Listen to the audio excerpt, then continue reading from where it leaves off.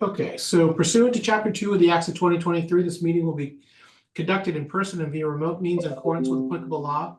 Every effort will be made to ensure the public can adequately assess the proceedings to the best of our technical abilities, and despite our best efforts, due to lack of technical infrastructure, a transcript or other comprehensive recording of the proceedings will be available as soon as possible after the meeting. So I call this meeting to order. All right, we have just a couple of sort of cleanup items, I think, to take care of. I think in relatively short order. Let me just pull up my most recent.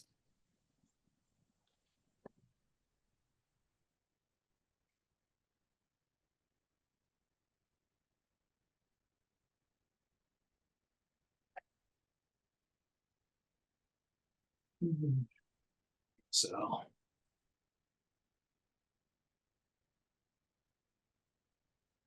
I'm going to share my screen and look at our normal capital spreadsheet. Nice. Okay, so a couple of easy things I think we can do relatively quickly is the harbor master for his collar and decking for the safe boat. His original request, and I think we approved, was $93,874. He found a better price for $60,000. So we just need to sort of vote down to the correct or the adjusted amount, I should say. I don't know if anyone has any discussions on that or needs a further explanation. What was the original amount that we approved? $93,874. Wow, this is significant savings. Yeah.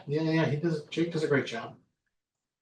I move that we approve the repricing of the harbor master's request for collars for the safe boat from $93,000 to $60,000. Second. Okay, any further discussion? All right.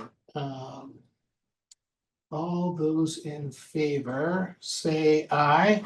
Aye. Aye. Oppose? Aye. Abstain? Motions carries 1, 2, 3, 4, 5, 0, 0. Okay, that was the first. And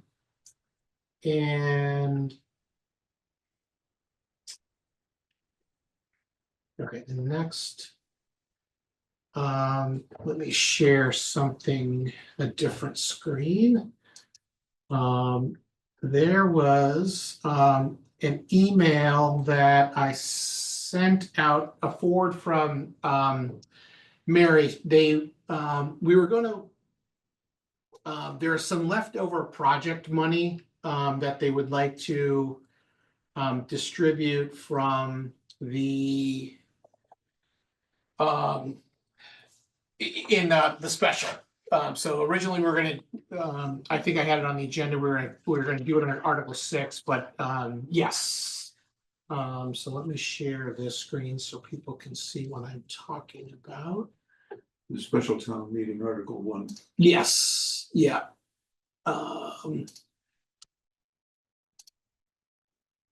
So there are some leftover funds from some unspent projects that have been, well, I take that back. Two were, one was unspent, two, we are altering the scope because the projects changed. The original warrant article description needs to be sort of altered so that we can use the funds going forward. So I can tackle the first one. I think we were all pretty familiar with, which is this fuel depot that's been sort of on our plates for a long time. We have, I think it was 3 years ago, approved about $70,000. As we're sort of all aware, the project came in at $550,000. So the idea was to reallocate the 70 so that they could get design started. for this project, and see if it's actually gonna cost us 550 or what the actual scope of that project is, but it'll at least give them some funds to start to work through this project that we know needs to happen. The next one was the PFAS design engineering that it was approved last year. And I think Candy, you might know a little bit just more of the details. But I think was it originally designated design and engineering and then, or prioritization, and now we wanted to do more design engineering, or is it do I have it backwards? Right, so Article 14 was the prioritization plan, and some of the funding was covered by ARPA, so we have 210,000 remaining. We can't just use that for the design and engineering because we had warrant Article 15 at the same town meeting. So it was 14 was the prioritization plan and 15 was to start the priority project for the design and permitting. So this is to transfer the remaining funds into the previous $1 million that was approved. And this was done because they do not want the additional monies to be requested at this town meeting. Okay, it's interesting. So we're basically moving it from Article 14 to Article 15 as approved last year. Right, Okay, correct. And then the last item was, there was a $38,000 request that had been in capital for the renovation of Onion Field. The original plan was to fund it under ARPA funds. But due to timing, design, whatever, they were not able to get it in time for ARPA funding. But as you guys might remember, either last year or the year before, we approved the renovation of the open classroom. There was one big open classroom at the middle school, high school, that posed a little bit of a safety risk, and they made that into, I think, 4 classrooms, closed off classrooms, but they had some leftover funds from that project that we would like to, well, the schools would like to reallocate to this Onion Field. It's actually the softball field over at the Steel campus.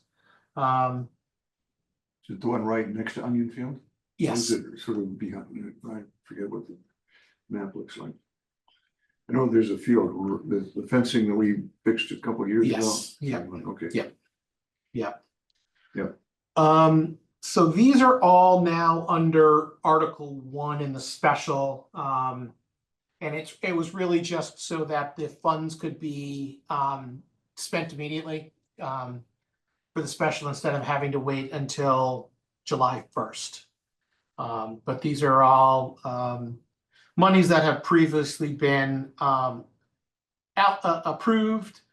And this is just sort of redeploying them to very similar projects, or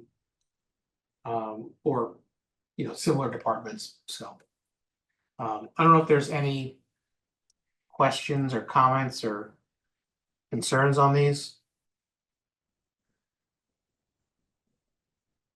It feels like the Onion Field renovation is sort of a new thing that we haven't seen before. Yeah, Onion Field was on the list, and it came off just because they thought they were going to get it with Yeah, ARPA. funds got it.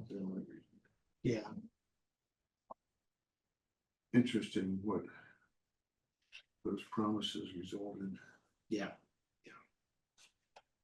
And there are 3 vendors that are going to be using this money, except the total money on this request is bigger than that 38. On the Onion Field, they I think in that packet was a number of, they got a number of quotes. And I think the 38,265 was the lowest. Got it. These are all different quotes. Got it. So Alex, do you think this will be the only time we see this? Or do you think that there's going to be additional requests on Onion Field? I think this will do it. I don't know, Lisa, if you happen to have any more insight into it, but my understanding was the 38 would sort of take care of the renovations of that field. Yep, that's correct. So it's going to allow us to regrade and redo the entire infield and some of the outfield. So right now it's very dangerous for the players. We've got outreach from parents and community and players repeatedly throughout the year. And so this is going to allow us to take care of that. If we saw anything in the future, which I don't anticipate, because we've really tried to address what we could, I don't actually know what it would be at this moment in time. Really, this should allow us a one and done. You know, and I guess just to add sort of my 2 cents is, this is the women's softball field. And if you sort of compare to the baseball facilities, it's, this field is not as nice as those. Now, I understand Duxbury Youth Baseball does a lot to contribute to that field, but this field is definitely not in as nice a condition. That is correct. It also poses a Title IX issue, although I don't know where Title IX stands today with some of the changes. But it does pose a Title IX issue, or has in the past. Again, for that exact reason, the quality of the baseball field is significantly better than the softball field.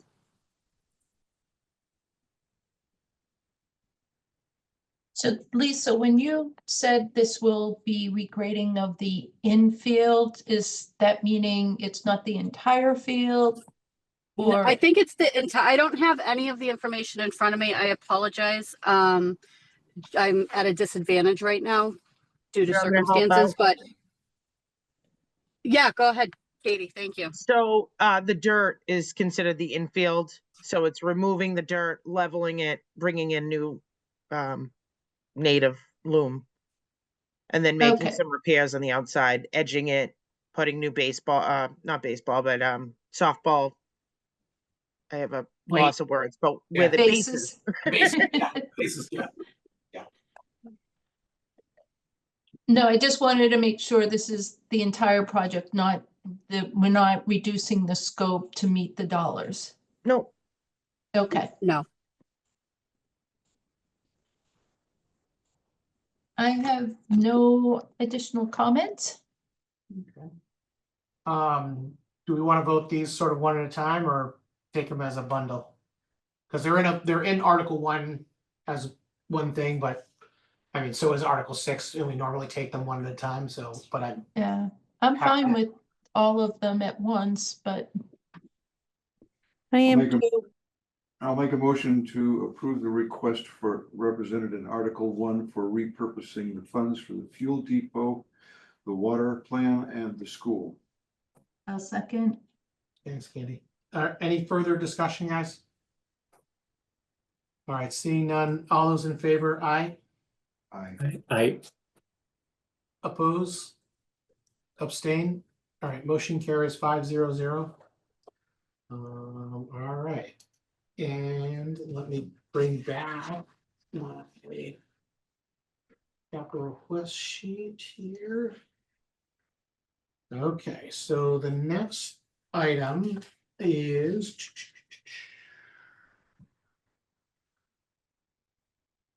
the loading dock repair. So in conversations with Katie and Lisa, oh, I went too far, excuse me, here we go, there we go, okay. This $100,000 for the loading dock, let me make this bigger for everyone. Katie was able to work with the DPW to do some repairs on this loading dock, and feels that we can push this project out to a future date. I don't know, Katie, do you have any other, I guess, color you want to add to that? I mean, we've done a repair. The repair hasn't started to deteriorate. It hasn't shown signs of deterioration.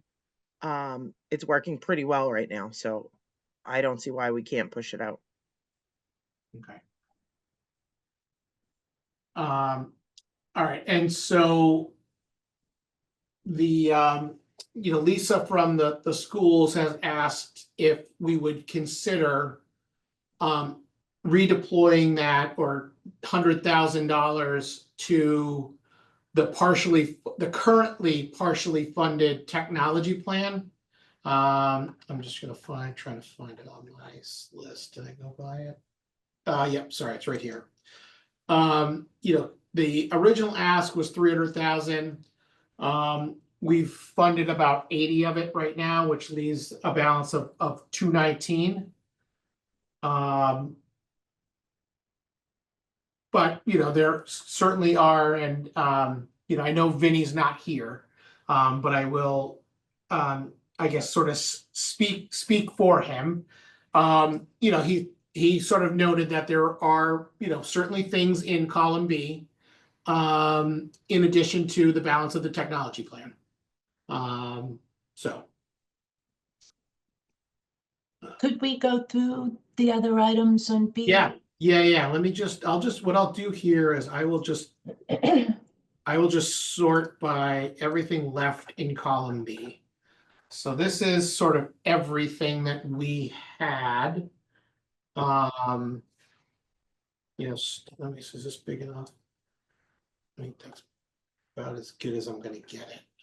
So yeah, a utility cart, the fuel depot, we just allocated 70 grand to get them started. There is this $75,000 in HVAC upgrades. And I guess town hall repairs, 60 grand. So a lot of HVAC. Oops, sorry, I keep doing this. Apologies. About $135,000 in HVAC repairs. Town hall. I don't think we're gonna get a dump truck for 400. There is that police command vehicle. The tennis courts went away. That got funded under CPC. And the rest of these items are fairly big ticket.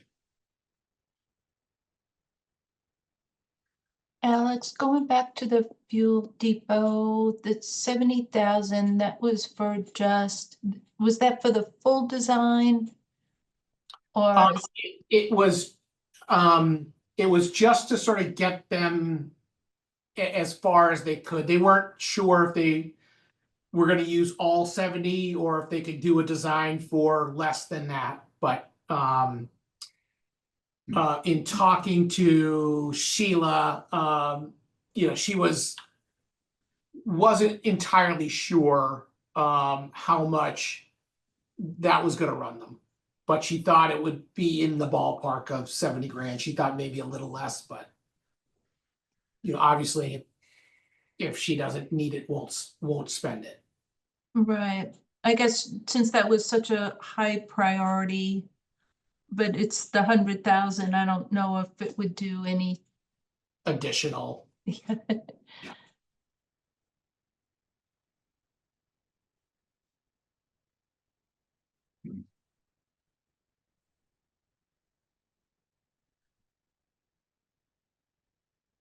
There's also, sorry. Sorry, I was just gonna ask, Katie, while we have you, can you give us just a little bit of color on these, on just sort of there's 3 line items here for 135,000 that relate to HVAC.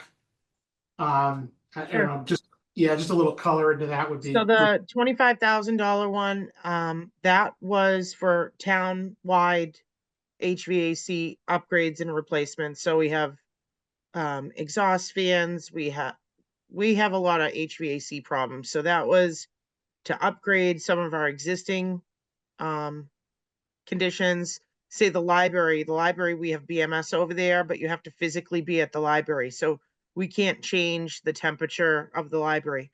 Well, that's $2,500. We have the capability, but we need $2,500 to do that.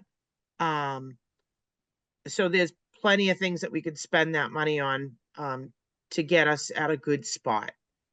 Same thing with the schools. They're in the same exact situation, and they probably have about the same amount of equipment that we do, maybe a little more, that we do in the town. The 60,000, that was a Christina thing. And that was only for the town hall. The town hall, they have cut up that building over and over and over, and created spaces within spaces, but they never redid the ductwork. So there are rooms that are hot, there are rooms that are cold. So that's what she thought that was what she asked for the 60,000 for. I'm not sure, to be totally honest, that $60,000 is enough for what she had thought. Because she had a study done, and that's reduct working the whole place and upgrading controls. You're not gonna get that done for 60,000. That's a lot of work. Right. And I did have some notes in here that it,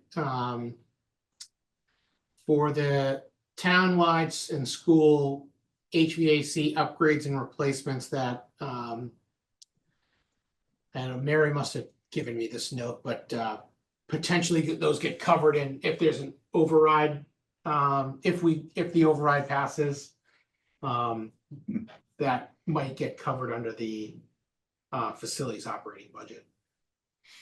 Can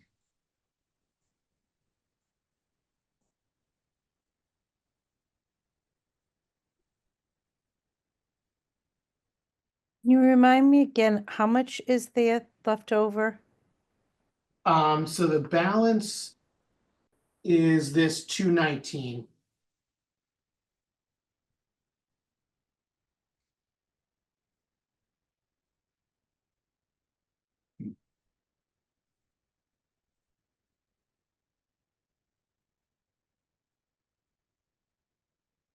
I'm still going back to the fuel depot, saying that would be a good start for them.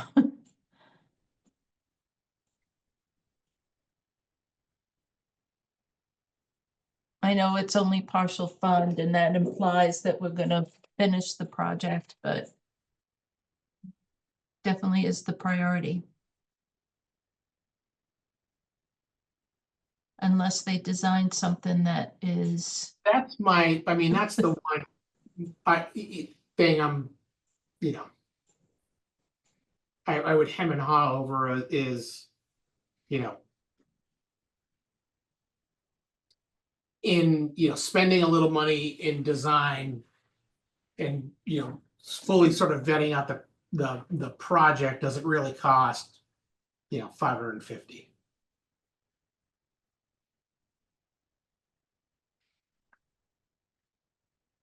Yeah, I've been sending over Sheila links to, above ground, ready-made fuel depots that are in a shipping container and you can sort of drop in, but it's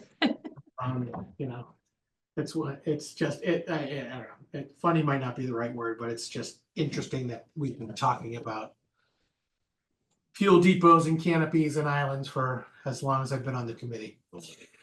yeah, Well, we are providing 70,000 for fuel depot design. Yeah, As a yeah. result of special town meeting. Yeah. Number 1. Yeah.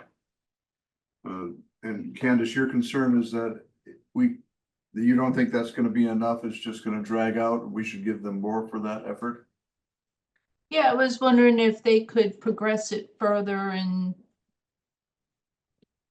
Well, if that would help, or do they need all or nothing? I'm hearing Alex say maybe $70,000 will give us that answer. That's what I'm hoping. That's sort of what I'm hoping. you know, it's, And hope is not a good strategy. agreed. I mean, it is what you have to do at some time. Yeah. Who is the quote supervisor of the fuel depot issue?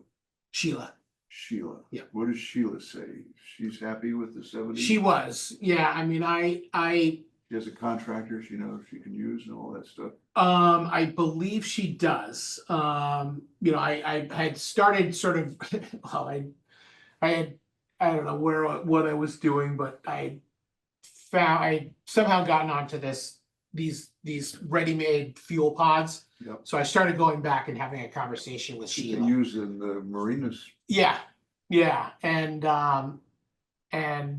you know, we got to sort of talking, and you know, I had remembered we had this $70,000 from a couple of years ago, and you know, sort of threw it out to her of, you know, hey, would this be helpful to get this started? I mean, it was certainly allocated for this purpose, so it's to me it was Well, I sort of don't have a no-brainer. problem with the 70K. I'm just trying to cope with the notion that it might cost more, but I can't answer any of those questions, so. Yeah. I'm happy to refocus it on fuel depot design and engineering issues. But Alex, can you go up on your sheet a little bit? I'm just looking at kind of like what the other options are. In B. So I just filtered out everything that we had originally put in the B column. So this should be everything that we put in priority B. Okay, so even though I'm seeing it duplicated on the FY26 cost, I think I was thinking that column was A, but no. All right. That's the request. Yeah, for- these, yeah. Yeah, I think, So I guess I like the idea of having townwide HVAC or general repair money.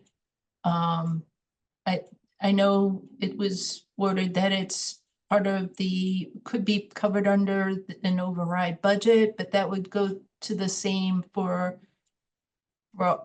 some of these other items too, right? Like school curriculum. I feel sort of trapped by needing to articulate the uses of these monies when we're not certain exactly as to whether or not the override will or will not cover it. And the issue might change significantly.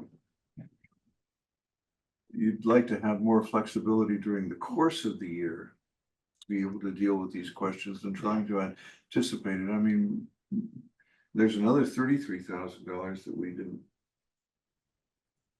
The Safe Boat had $33,000 available. yeah, but that was Was that last year? No, it doesn't make any difference. for this year, the 93 that we Yeah. pushed it. So that was from waterways. There's waterways, so we really So, can't touch yeah, that yeah. anywhere else. Okay, Yeah, got it. yeah, Thanks. That's very yeah, helpful. Yep. So how did we get to the 219? Isn't it 100 plus the like 30,000 from the harbor master? No, yeah, sorry. So that's what Frank was just asking. So that the reduction in the harbor master budget from 93 down to 60, because it was funded from waterways, can't apply to any of these projects. Oh, got it. So So- we only have 100,000. We have 100, yes. Okay, Yeah, well, I think it's like, if I need my reconciliation, I think it's actually, we still have $3,500, so 103,000, I think is technically our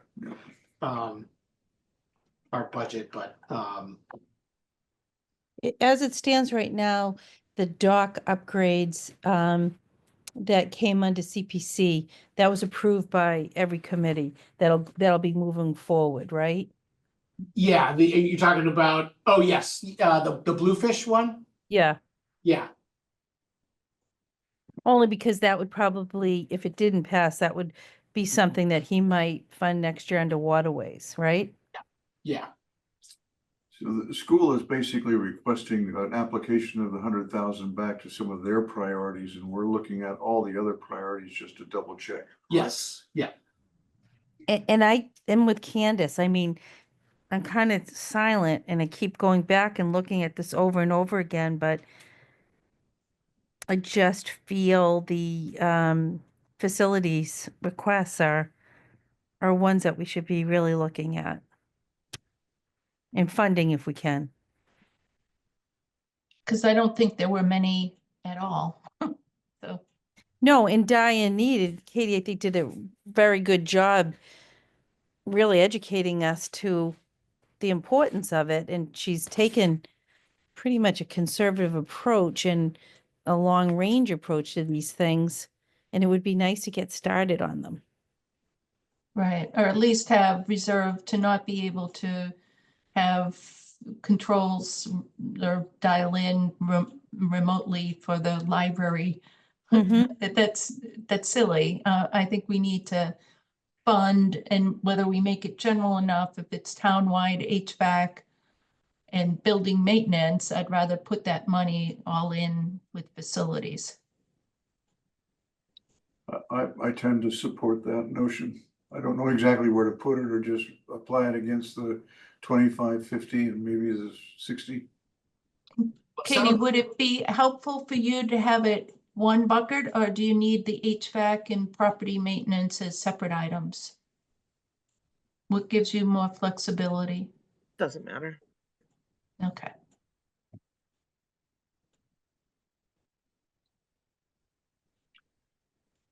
Well, why don't we apply it to the line items that add up to 100,000, which is the line item 4 for 25,000 and facilities management, uh, town hall property maintenance repair 75K. That's 100K. Well, these three are HVAC, and then this one is just a maintenance. Instead of town hall, can we make that town-wide? Or is this already submitted in? Yeah, the language, right, at this point may be pretty solid. Yeah. Okay, But townwide HVAC upgrades, is there anything that prohibits us from taking, let's say, line 4, townwide HVAC upgrades and replacements and making that from 25,000 to the 100,000? Because then she takes that, she turns around and uses that on school district and anything that she needs to do, I mean, over at town hall. It's generic enough in terms of the title. Yeah, I mean, these two are pretty generic. I think you can do anything with them. Is there any objection to that from other members of the committee? I guess, while we have Lisa here, I would ask, is of the remaining unfunded IT. IT from the schools, like, is there anything that you're concerned about impacting the, delivery of education for next year? Yeah, so thank you for giving me an opportunity to speak on this. So when we go through our process for capital projects, specifically our capital requests, we go through everything that we get from all the departments through our master plan that we have, which is a 5-year master plan. And then we build our priority list from there. So everything that we are putting forward are our school priorities after getting everybody else's priorities. And so when it comes to the technology, we've identified our needs related to technology infrastructure, which supports our students and our teachers. And across the board, this will allow us to access curriculum, present things to our students, and communicate with our students and our families across the board. So it's not just one thing. And then just now that Mike Woodford is back, we'll have an opportunity to work closely and efficiently with him to continue working through all of our priorities, because it's not just these technology items, there are a lot more. and, work with Mike and be able to collaborate on, our priorities and items going forward as well. But in this particular pass, this was the priorities of our priorities. And we are always focused on being able to, have appropriate infrastructure and learning tools, available for our students and our staff. Lisa, what happens if it doesn't get funded? How does that impact what We the would- teachers are going to be able to do? Yeah, so we're gonna have to go back and revisit. At the end of the day, you guys, 80,000 has been approved, assuming it got approved at town meeting. We would revisit what that 80,000 would be used for. So I know that was the value of the access points. But we may go back and repurpose those to something else within that technology line. So really that's what it comes down to.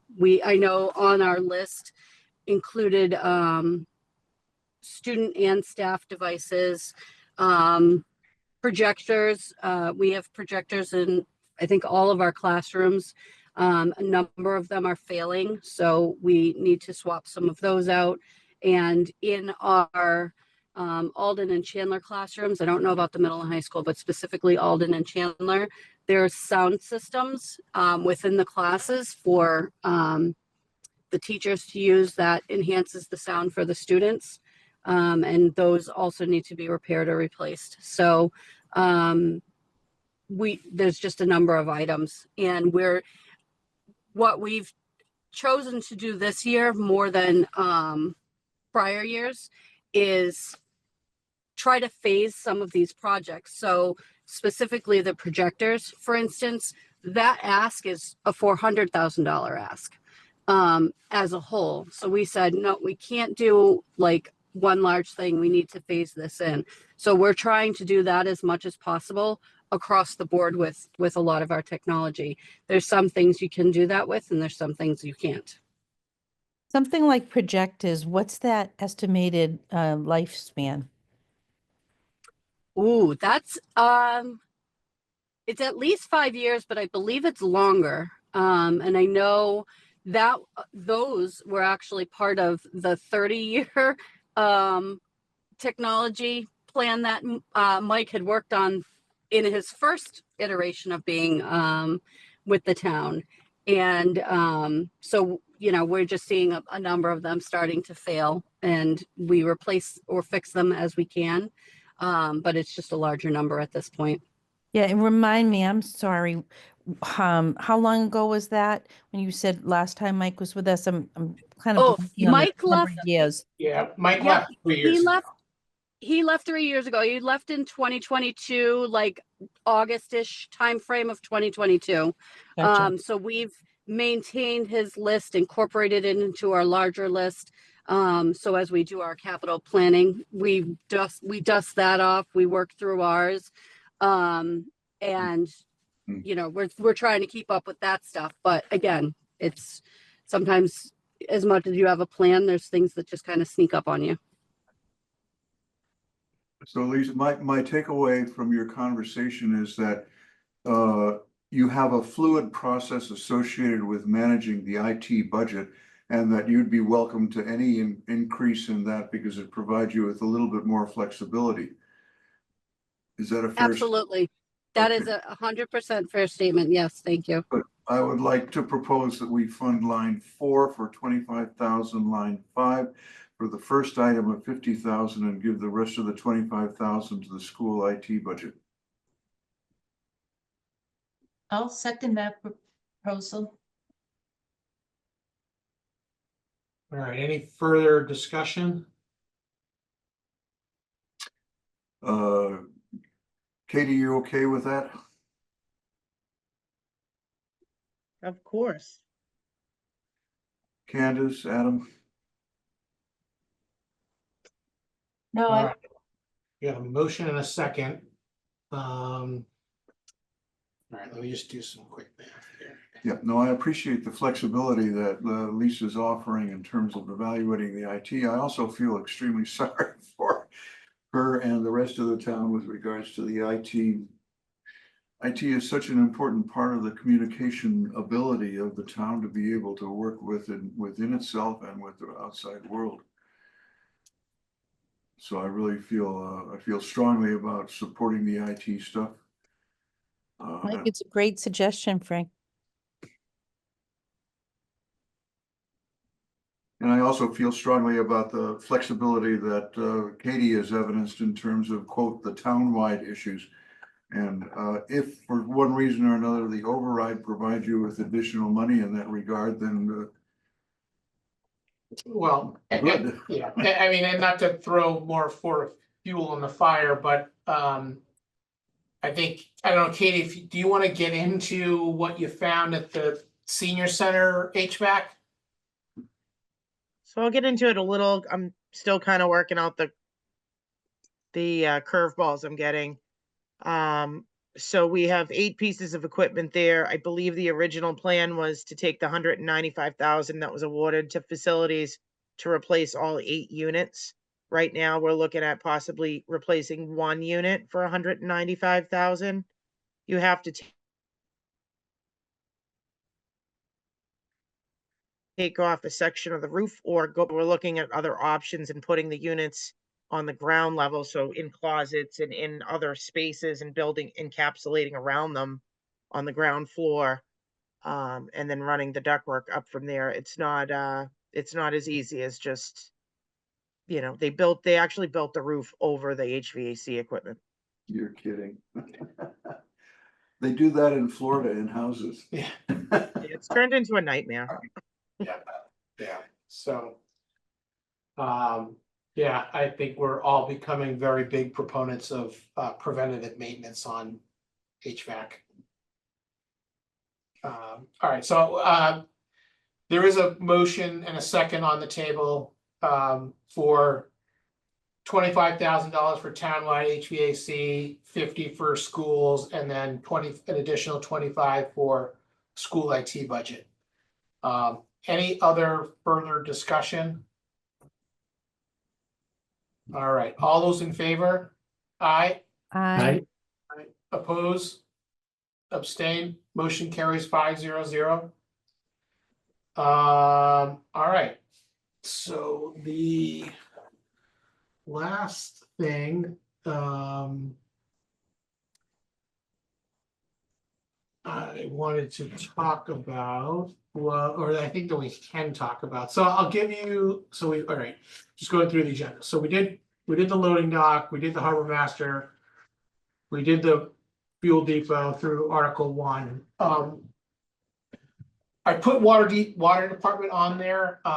We're still trying to get retained earnings certified for, thanks, Lisa.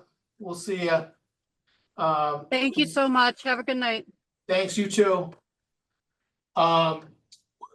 We're still trying to get free cash and water retained earnings certified. The amount for retained earnings for water that went out for certification was significantly higher than we thought we were gonna have. So I was hoping it would be certified by tonight, because the thought was to up the amount for water main replacement. So, we were thinking there might be another 750 to maybe even $1 million Wow. to go towards that. What's that? Alex, I'm really surprised because we were pushing for a warrant article for town meeting for, well, it was $1.5 million or 2 million for PFAS to continue the engineering. And as of Monday, Mary said there's absolutely no money available for the project. So we'll actually have a gap in the design that we can't proceed to meet the compliance window. So I'm just surprised this has come up. Yeah, I don't know. Yeah, all I got was the, was, I know, well, I won't say it. They don't want the warrant article for. I won't say it. so. All right, so we can't, there's nothing we can do tonight on water. The PFAS warrant article, I believe, came out of the most recent warrant. So that is off the table. So the only thing we haven't, I think is open that we haven't voted on is the beach lease.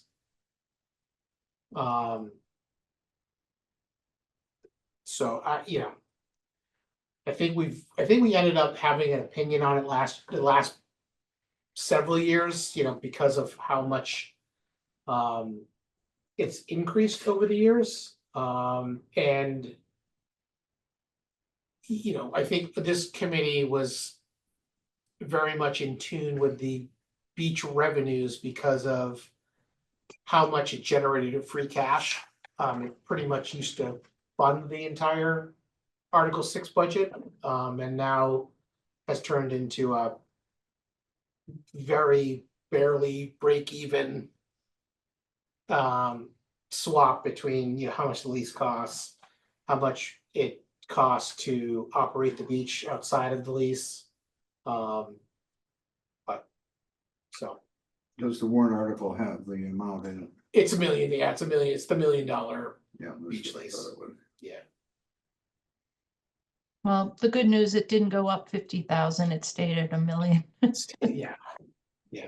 Any revenue figures and showing that they held it at 1 million, but what was the revenue line on that? I could go back and I really wish Andrew was on. He would have him at his fingertips. I'd have to go back and get the revenue, but if you add the $1 million beach lease plus the operating Support. support, because they're, Police. they carved out the beach operations as its own line item now, which if I remember correctly is somewhere in the neighborhood of $300,000-ish dollars. I'll look in the warrant article. Doesn't, No, it should be called out under its own department. That's great. That's where I was headed.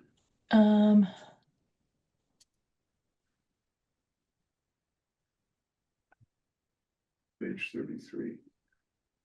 Thanks, Frank. You found it faster than me. Well, I have the index in front of me, so.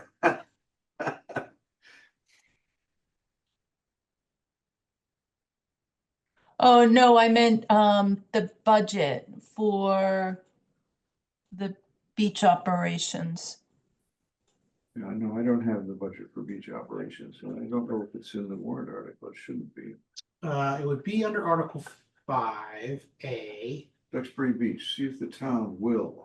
Beach operations, salaries and expenses is like 125,000. I'm not covering but that's just base salaries. You'd have to uplift it with the benefits. I don't know if there's.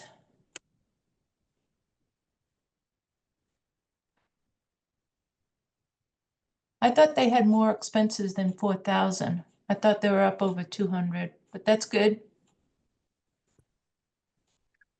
But we're trying to figure out what the revenue from beach stickers is. Oh, what they get in. Oh. Where are you seeing, because I'm looking at line 75, so beach operations, which is 343 and then 81,000 in expenses. I'm sorry, I was looking at the contingency budget. Okay. Yeah, this makes sense. So we're like at 1.45. Yeah. Yeah, and that doesn't include any like police support and. Right, and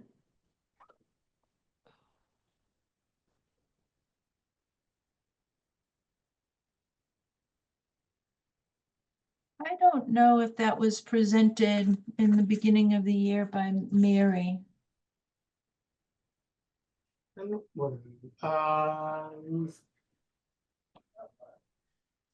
It was probably buried in her local receipts, Yeah, I think which, that's right. um, so. Yeah, I mean, Frank, the number is probably in the ballpark of $2 million. I didn't think it was that high. I thought we were losing money. I thought it was less than 1 million. Oh, Right. I don't think it's less than 1 million. We could go to. So Frank, you had the annual report. Are Yeah. you on the audit committee? That would have it. Yeah, for sure. I was just going to that. No, Vinny is on the audit at the moment.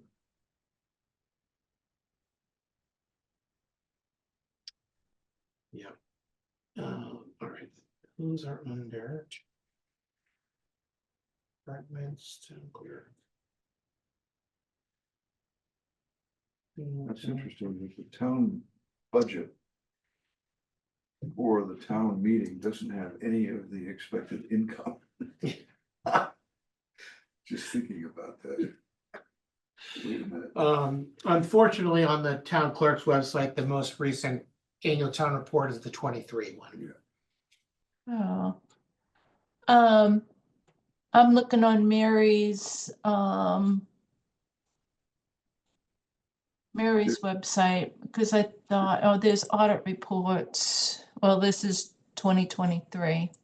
Yeah, and I mean, the one issue too with the annual report is it's Well, let's try the Einstein's approach to this. What is the purpose of knowing? What would we decide if we knew what the revenues were?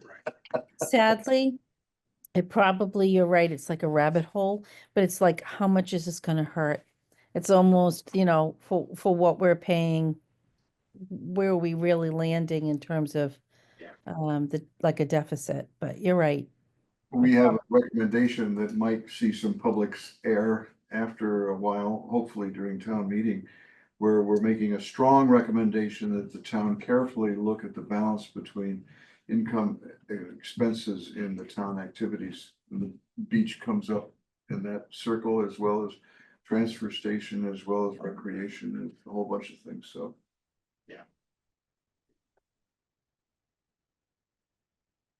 But I don't see that as happening unless there's certain projects initiated to do that.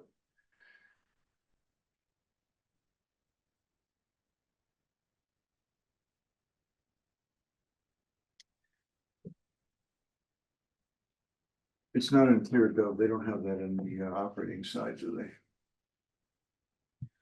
all right. So the 23 revenues were 1.1 million. Well, it's not enough to cover the lease plus operating expenses. So they're running about Makes 350,000 under. which doesn't quite make sense to me. I thought it was like 200,000 last year that they were losing. Or Mary had said, we are, with the revenue, we're just covering the beach lease. So it's all the salaries and expenses. And understand that salaries isn't all in, all the benefits are on top of that. Right. Yes. An important observation. I actually went and looked at the benefits as a proportion of the actual salaries in the accounting system, and it runs between 30 and 36%. Yeah, I always uplift 40%, so that's a little bit high, but yeah, it's amazing. And I don't think that includes the cost of actually funding our unfunded pension stuff. I thought it did. Oh. Because, I don't understand the unfunded pension issue at all clearly enough to say. but anything. I thought what we collect each year, we put some in there to try to draw that down. We I do. think the issue with that was we had neglected it for so long. We have a that- huge, that- yeah, Yeah, and I remember Bill Harris was on Finance Committee and it was a big deal for him and he kind of pushed it forward and then we started to be more proactive annually. The problem was the OPEB funds in particular just, we just really didn't address. right. Yeah, Frank Mangione was always a big proponent of the OPEB and looking at it and keeping an eye on it, but Yeah. he came a Yeah. little late.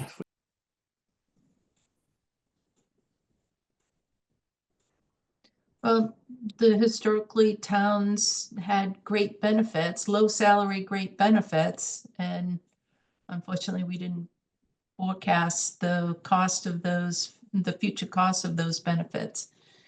And salaries went up.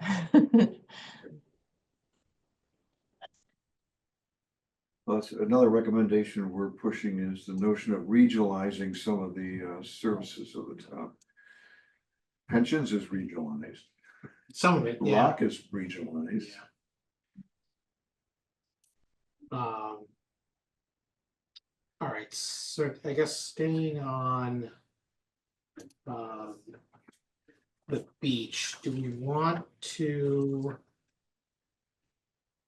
Didn't we last year, did we not vote or we did a split vote? What was it that we, it was 2 years ago, I think, we split the vote when it first went up to like $1 million. I think we split the vote and, you know, we sort of stood up in town meeting and said, hey, guys, this is a break even at best operation. Just so everyone goes into this eyes wide open. and I know it's you can't increase the fees because then less people will be using it. It becomes so exclusive. Yeah, I mean, it's this funny thing, right? Our town meeting is in March. We start selling beach stickers February. in February for something we haven't, don't really have the rights to yet. Yeah, it's just weird. Yeah, Does the beach reservation get any money from Plymouth or Marshfield? no, I mean, the Plymouth, they should be providing something, Well, but and I mean, last year's town meeting, we spent a good amount of time and emotion on the fact that there should be conversations between town Yes. manager and Plymouth because of, what we do So for. we dug into it on the Sustainable Budget Task Force. And both our fire chief and our police chief said, the mutual aid that they receive when they have to go service a call out in Gurnett it works fine for them and they're very happy with how it's working currently. That sort of is a value scoring and not necessarily a financial scoring, right? yeah. Yeah, I mean, 2 See- hours. I mean, just to get out, takes them about an hour to get out. And it may result in action. Yeah, I don't see where Plymouth is applying any kind of mutual aid in. so like if a fire truck goes out there, they drop an engine in Duxbury. And if the police go out, they bring a cruiser up to Duxbury. I gotcha. Yep. I think the only suggestion I would have, there's a lot of noise when the beach is shut down and there's issues with speed. It's mostly all people going out to Gurnett or Saquesh, that they should pay for a police detail so that there are no issues. It just seems that there's a lot of time spent from everyone, from the town manager to the select board and dealing with issues at the beach. What about stickers? I mean, if you want to go out to the Gurnett, you have to have an annual sticker, even if you're a homeowner. And if you're a visitor, you buy a pass. And that's really just to get access out there. Like get away, even just to get away from the public safety aspect of it, just the wear and tear of the road, the bridge, the whole 9 yards. Like, has there ever been discussion about the fact that you would have to buy a over the sand pass or something to be able to access the Gurnett? And that's kind of Yeah, their contribution. I don't know. I mean, so this is like That's a old, great idea. this is sort of old wives' tale-y hearsay. But my understanding is that the folks who live out there have an easement to get to their properties, and what I have been told could drive anywhere on the beach to get there if there wasn't a road. Interesting. That is interesting. Who gave them how would you get the easement? I assume it went, I assume this goes back 100 years when, those properties were titled and sold. Is there any way to turn that into Duxbury? I mean, we could turn it into Greenland, No, I mean, Well, never it- say never, but I mean, they're more part of the Duxbury community than they are Plymouth. Oh, for sure, yeah. for sure. Well, in my neighborhood, we want to go to Marshfield because we get all our services from them. Water, sewer, any emergency response comes from Marshfield. Yeah. Well, those are all comments supporting the notion of regionalization of some of the services. Yeah,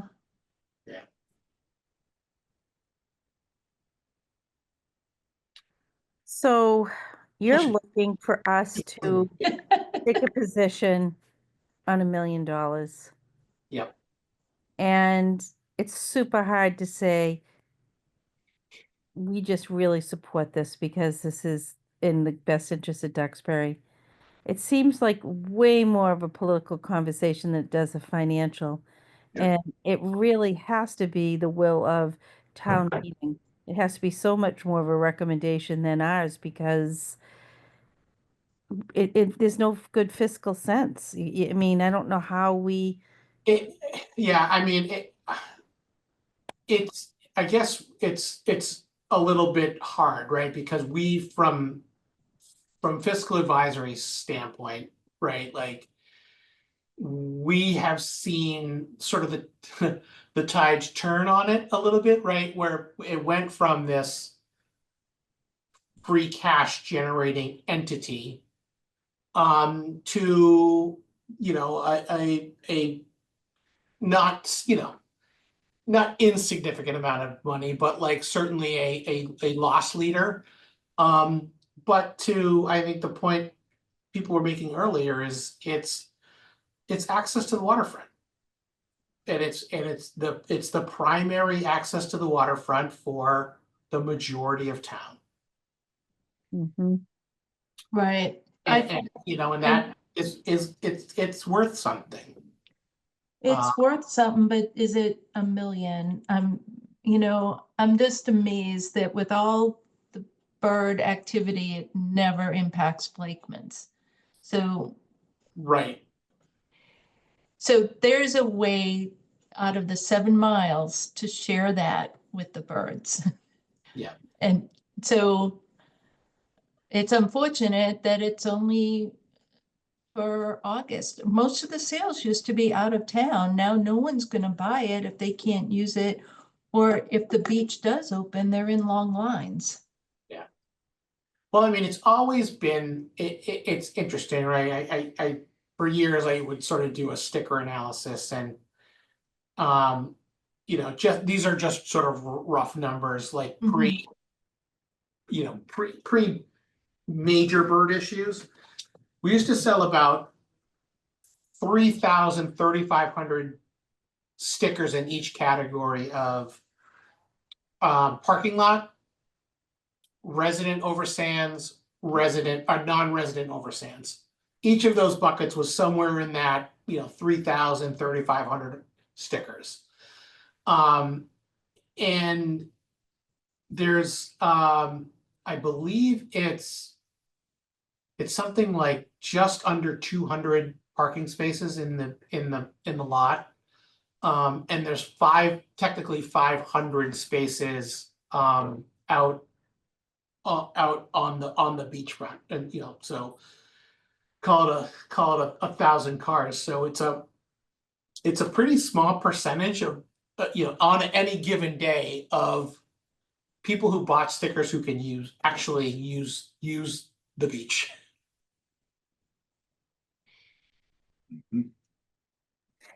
I'm going back to the sticker concept or some type of assessment, because even though mutual aid makes sense and works, and I can hear that, I just I've never got past that fire truck replacement that we had to do so much earlier because of the corrosion, because it goes out in the water damage. And That was more Candy's neighborhood. oh, what? No, this was Yeah. going out to the Gurnett. This was This was my understanding. It was more of this like the road that floods. Tall Pines. Yeah, You know where the Tall Right. Pines area is? Yep, And you get a lot of water that comes in that way. And that's like in my brain was they were trying to get out, and you run into problems depending on the tide somewhere around Tall Pines because it will flood. yeah. I think the reality is they've done beach nourishment, so Tall Pines doesn't flood. The parking lot doesn't flood anymore. They've raised all of their section of Gurnett Road. So now that's made our roads flood more. So the water that was displaced over there.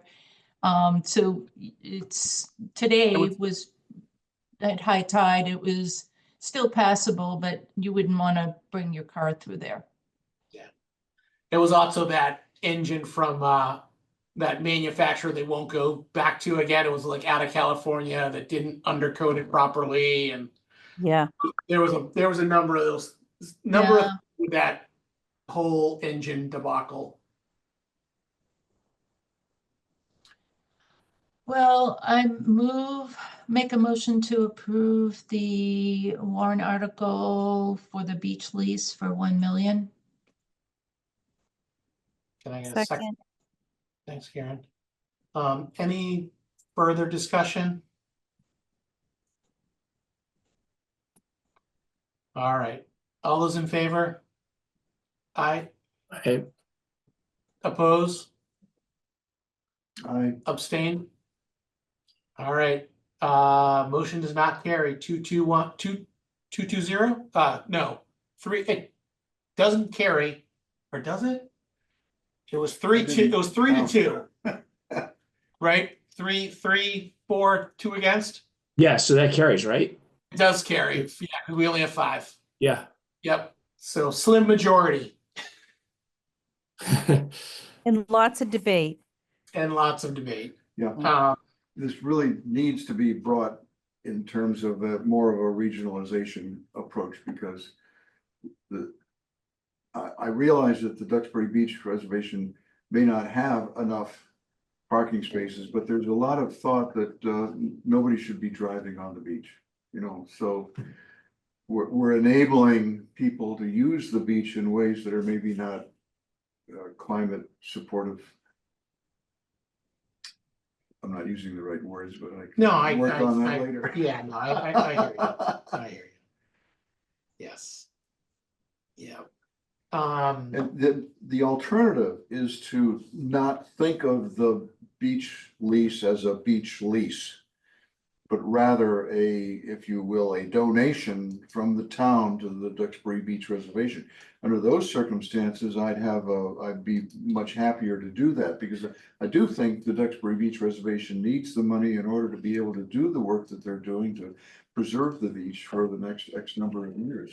Right, and it certainly is a barrier beach and protects the landmass behind it. Right. And to your point, that was sort of what I was trying to articulate earlier was, we as a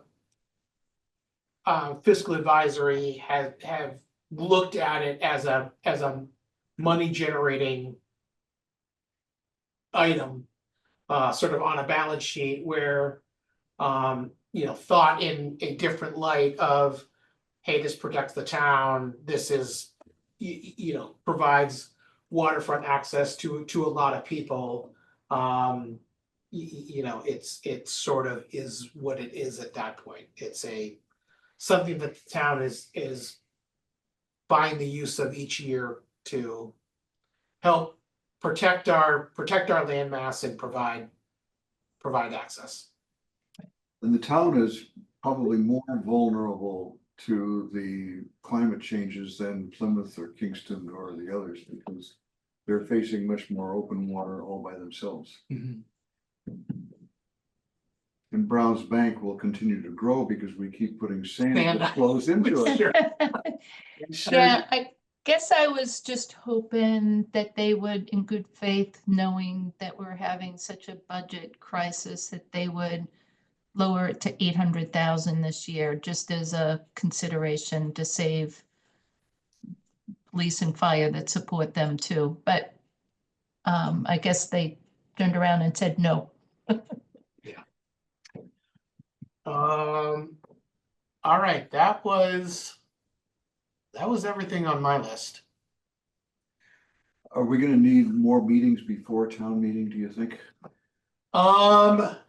I don't, I started to work on the town meeting presentation today. I think we can just email that around as we've done somewhat in the past.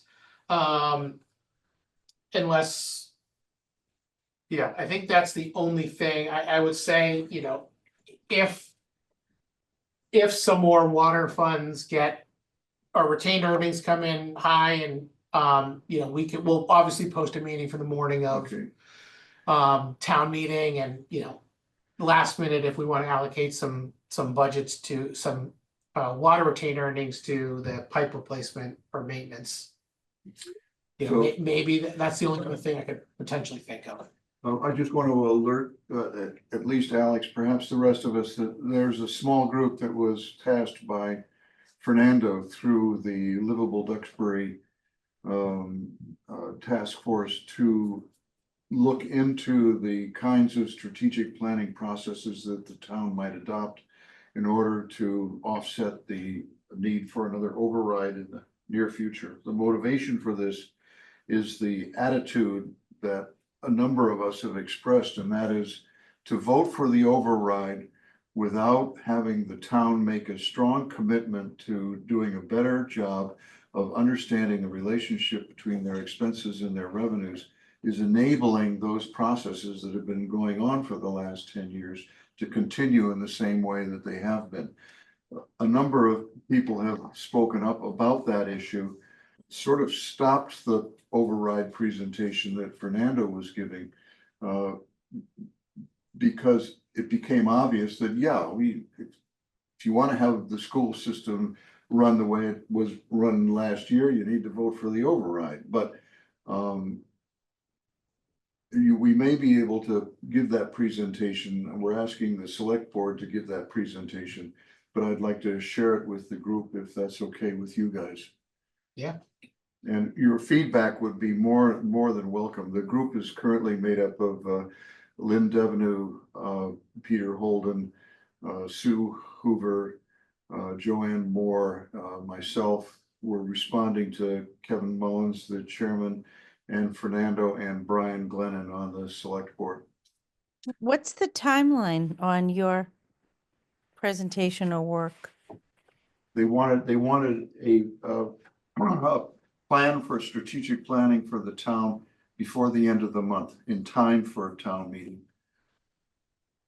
And That's a big lift. it's a huge lift, and we thought we were sort of being pressured into, okay, you're saying all this, we'll prove it. kind of position. The group was extremely articulate and bonded extremely well with regards to all these issues, because a lot of these people that I'm working with have been working on the vision of Duxbury from the standpoint of envision Duxbury, as well as the planning processes through the ARPA projects that we've been embracing in housing, communications, transportation, civic engagement, and a few others. So the group has been highly motivated to continue to look at what I'm referring to as the tale of two Duxburys. It was the best of times and the worst of times. Well, the two Duxburys are very, very clearly articulated. One is Envision Duxbury, also a survey done by the Senior Center in preparation for the ARPA work. And it has all these wonderful visions of what Duxbury could look like if and other things were done. And then there's the Duxbury we see in terms of the way it behaves. And we're trying to narrow that gap a bit somehow or other by pointing out the areas that might be considered for changes in the way you regard your revenues and expenses. So I think first off, it's a very impressive group, and I think you'll do a great job in a short period of time. And I think it's a smart thing to do, because I do think there's a credibility gap. No disrespect to anybody on this committee or any other committees we're on. It's just people do not pay attention. And so then when they do get dialed in, because it's going to be a major impact in their life, the questions start coming. It's super hard to answer, right? Because you know from being on a committee how much you learn in a short period of time. So I think you're bringing a perspective and a level of conversation that I actually think people are going to listen to. Because Well- that's the piece that's missing. Like, okay, great. We know we need to do this, but we want to send a message, which is, why did we get here in the first place? And it seems to me like you're going to be able to help answer, look at, this is what kind of what our commitment moving forward will be. Let me share the presentation as we've sent it to Brian and Fernando.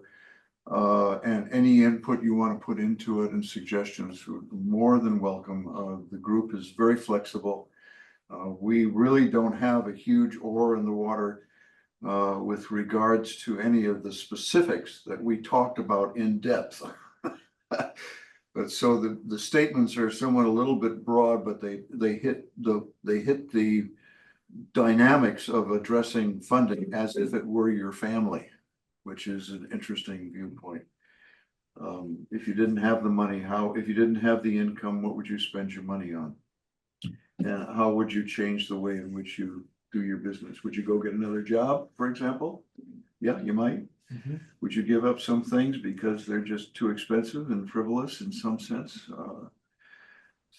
So I'll share it with you guys. Is that okay? Great, yeah, perfect. Okay. Yeah. Fantastic. Well, thank you, Frank, for spending the time on that. Exactly. It's actually Alex, why I'm here. I have one more thing to note, and I thought of it when you were talking about the presentation. So I read in the Clipper that we approved the matching grant for the Washington Street sidewalks. And so that moving forward in the design doesn't come to us to review at all, but then there's that cost that we need to forecast in the 5-year plan. Are you talking about the 1.5 million?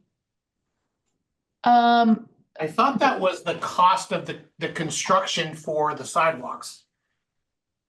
I thought they only got money for the design, or is it the full I thought that was the full construction. Hmm.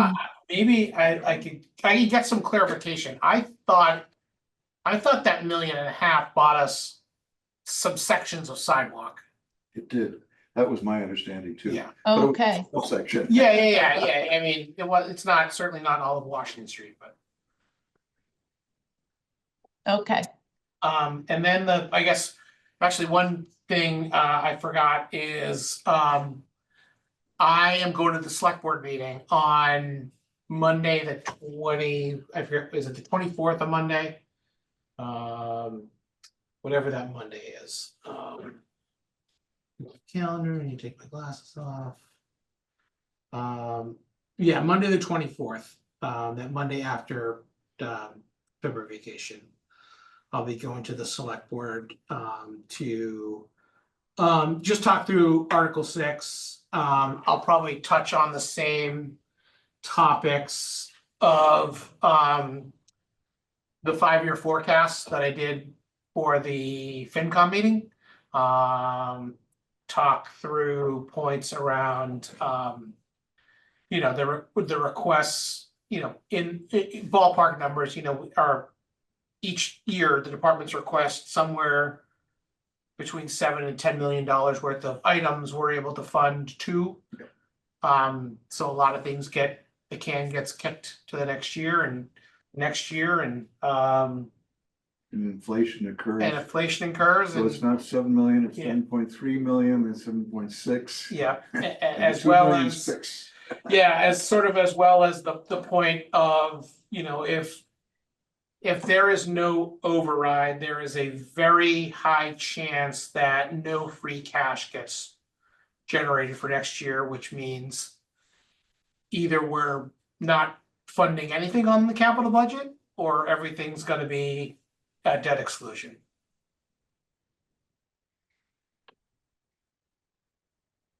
Hmm. I was gonna say, I said, but this is the problem, right? Because it's municipal budgets, it's not that easy. But if it doesn't pass, they have to live with budget A that they put forward. It's not as if they can then change priorities because, I mean, I guess there's wiggle room in some areas, but Yeah, I mean, so I guess. Yes, that's true. We have to live with what we approve in 5A with the department budgets. There is going to be another special town meeting in June. I believe to do with MBTA, which I would assume if the override doesn't pass. Well, there's some weird scenarios, right? So if the override doesn't pass at town meeting, but happens to pass at the ballot box, those funds become available for the next year. Or if there was a special town meeting, they could revote on them again. But would I there would have to be think. a general election in order to support it? Really? So my understanding is if it passes on the ballot. So if it fails at town meeting, Yeah. they've already put it on the ballot because they've already had to print the They have to ballots. Publish it, yeah. If it passes at the ballot box, that is the ability to go above the 2.5 levy, It but not, enables. but not for this year. Because town Because town next meeting year. didn't, yeah, but it would be available for next year. That's interesting. So in some sense, the town can bypass what the town meeting does. But it's only in terms of the future, not in Yes. terms of the The current. 26 budget year. That is my understanding. Please fact check me. But Also, just as an aside, it's very interesting, because of the issue of planning, forecasting, strategic planning, et cetera. I've done a reasonably thorough review of all the town's bylaws. And the word strategic planning and long-term planning appears in 2 places. Select board and fiscal advisory. we're way ahead of the curve, Frank. Well, I'm still practicing here, so we'll see Um, where we get to in yeah. the next couple months. yeah.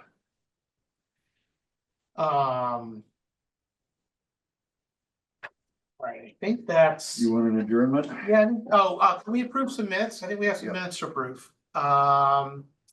We definitely have the ones Candy sent out after Yep. the last meeting. Yep.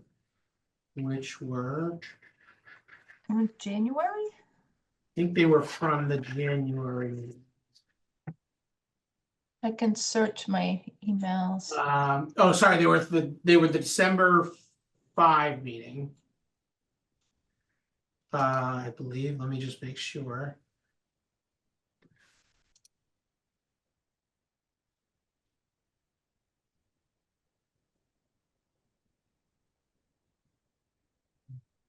It's very slow. December 11th. Both of them or just one of them? Just one, so we have the December 11th that Candy sent out that we can approve. And I don't think we have the January minutes yet. Those I haven't seen. From our January, I think they were like 20, I think we had a meeting with 28th, 29th. Right, I have all dates, but I don't have the minutes. I move that we approve the December 11th minutes for the Fiscal Advisory Committee meeting. Can I get a second? I'll second. All right, all's in favor? Aye. Aye. I abstain. I wasn't at that one.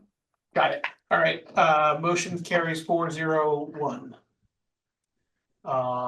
And then do we know who took meeting minutes on the 29th?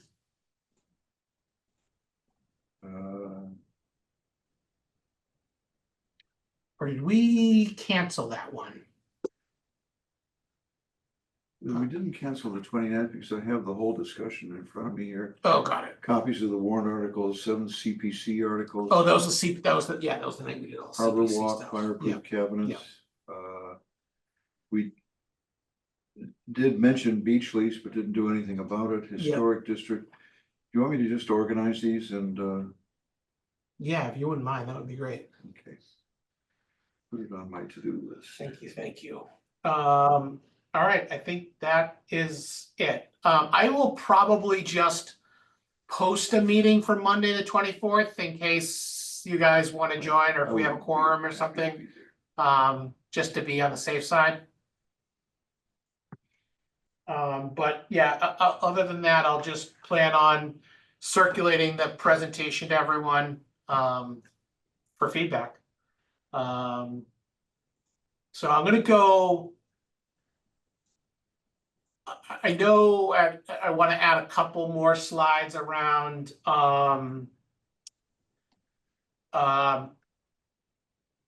we do a pretty good job talking through debt, but I want to talk through or put some more slides about what's currently in ClearGov for the 5-year projections. Yeah. Is I think where we have a little bit of a gap that we need to fill for people. So Well, it's dominated by the 38 million PFAS. so I'm gonna carve those out as their own sort of Separate issues. and talk about sort of the normal run rate. And then, yeah, then you know, because as well, you know, there's still some things that are hanging out there. Like we used to have a list of, you know, 5 or 6 things, you know, so like the bridge, you know, if for whatever reason Mass DOT doesn't cover the one we want or whatever, you know, that's something we need to sort of talk about. All in school, potential renovation, the harbor master areas. Sea level rise area. Sea level rise area, yeah. You know, and there was this, I think there's, if I remember correctly, it's about 80% of the towns on town water, and you know, is there a plan, or is it part of the strategy to get everyone 100% of people on water, or you know, what is that gonna run? And one of the interesting conversations that came up during the sort of strategic budget task force was sewers. You know, one of the biggest, Interesting. one of the biggest limiting factors for us growing is waste. That's it was one of the issues we touched on too. Yeah. You know, there's it's interesting, the treatment plant for the high school. doesn't get a ton of use in the summer, and it's not, apparently that's not very good for those types of systems who want to sort of get constantly fed. Things dry out. Yeah, and so, you know, there's talk of, you know, could the residents in that area be Part of it. part of it? So, and I think we saw there was a request, feasibility study for connecting, down by like Farfar's up to Yeah, right, that that, system. yeah. Mary mentioned that. Yeah, so, I mean, that system certainly has capacity and, so. And, you know, there could be others built and whatnot, but. So yeah, there's a bunch of those things I just wanna put on people's radars. We sort of took them off and I'd like to put it back on, so. Yeah, it would be great. Right. So Alex, Mary has made a point though that any water projects like PFAS would be part of the water rates. Rate paid, yeah. Yeah, Because you so wouldn't, I'm gonna carve them into sort of two asks, one sort of all town departments except for water, and then one water. yeah, Do we know what the water rates increases are, or do we review those? sooner? We're gonna review those. Okay, Yeah, so those are coming to us. I believe they wanna bring them to us in April, after town meeting. after town meeting, after the election. Yeah, okay. there was a request though to provide an update at town meeting on the water rates. That was as of the Water and Sewer Advisory Board meeting on Monday. But I think it's too early. It's way too early, yeah. Well, personally, I would like to see the water rates go up to discourage the use of watering the lawn with With treated water. $38 million filter systems in between. Yeah. Well, it should have been increased regularly. The last time they increased was 2010, and Yeah. we're surprised that they're gonna go up. That's the same attitude we have about the overrides. We haven't had an override in what, 30 years? Well, and I guess, you know, it's interesting, right? Because with the current water rate structure, we've been generating retained earnings. You know, and so it, for me, like, it doesn't quite jive, right? You're making retained earnings, which is a profit Yeah. that should be moved back into capital projects and maintenance of the system, Waters and so, sewers, yeah. yeah, so it's, Are the sewers separate from Sewers the are- waters? yes, so it's just water, You can't use the same funds for sewers. right? But we do charge for sewers. There is, yes, yeah, And I yeah, know there's Yeah. Which shows up on your water bill, which makes it super confusing. I know. But yeah, okay.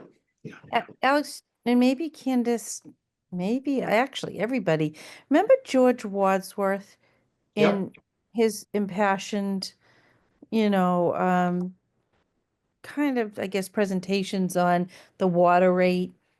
And I just always, I don't remember them running into like very many like financial problems or difficulty. It just seemed always like there weren't any great major spikes and increases, and they were making the money that they needed to make, and they were reinvesting, and So, I mean, yes and no, right? I mean, like, look how long, I was gonna say, so it was the, VLAC pipes replacement took, I mean, it took us 20 years to get rid of those.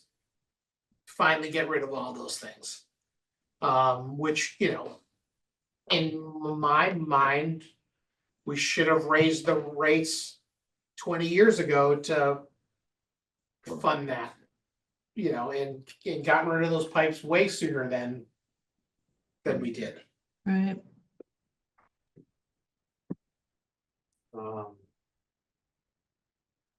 So I had a period of time when I worked with the Harvard School of Public Health on looking at cancer rates on the Cape and on South Shore. Yeah. All those issues come Yep. burbling back up. Yep. For sure. I move that we satisfy Alex's need to terminate the meeting. I'll Second. second that. All right,